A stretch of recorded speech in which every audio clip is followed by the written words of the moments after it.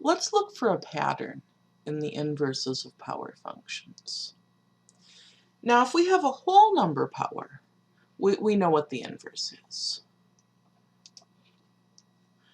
We need to just take the nth root,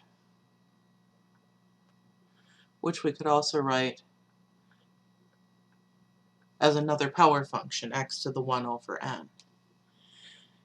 But remember that we had a complication when we came up with roots. If n is an even number, we need to restrict the domain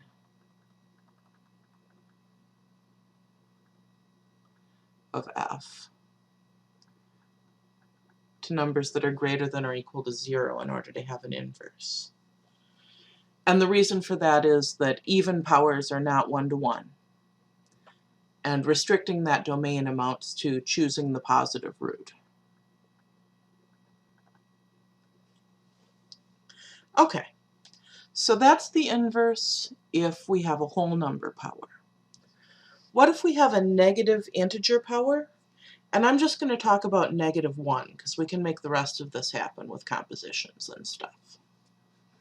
If we have x to the -1, remember our basic move for finding an inverse is to take x equals f of y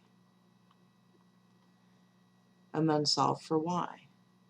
So y to the -1 means 1 over y. Multiply both sides by y. Divide both sides by x. And I get that y is 1 over x. But 1 over x, that's x to the -1 again. F inverse of x to the -1 is x to the -1 again. Well, that's weird. Let's come back to that. What if we have a fractional exponent? So our f of x is x to the m over n. Our basic move for finding the inverse again is to take x equals f of y. But remember that this just means the nth root of y to the m. Well, okay, I know how to get rid of the nth root. I just take the nth power on both sides. Now notice, in order to make that move, if n is an even number, that only works if x is a positive number, right? Because otherwise there's just nothing to do. An even root will never equal a negative number. So if x is a negative number, there's just no solution to this equation. Okay, but then y to the m equals something. That means y equals the mth root of x to the n. Now, if I'm taking an even root, I would need a plus or minus if I were solving an equation. Since I'm working with a function instead, I'm going to restrict y is also greater than or equal to 0.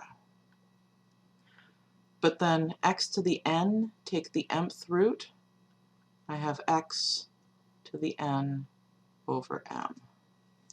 And again, we notice if n was an even number, so we were taking an even root here, then the domain of f is only positive numbers or 0. And if m is even, then we were taking an even power here. Our original function is not 1-to-1. We restrict the domain of f to 0 infinity in order to have an inverse. Okay, so here we noticed we started with the exponent m over n, and we ended up with an exponent n over m. Here, we started with an exponent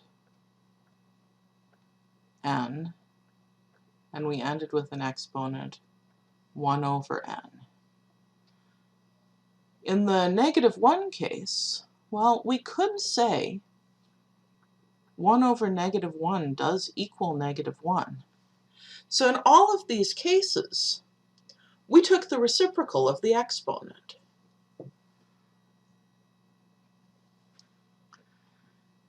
If f of x is x to the p, then its inverse is x to the 1 over p. We just take the reciprocal of the exponent, and we are cautious about even roots and even powers when we're working with equations. We are now ready to solve equations that include power functions.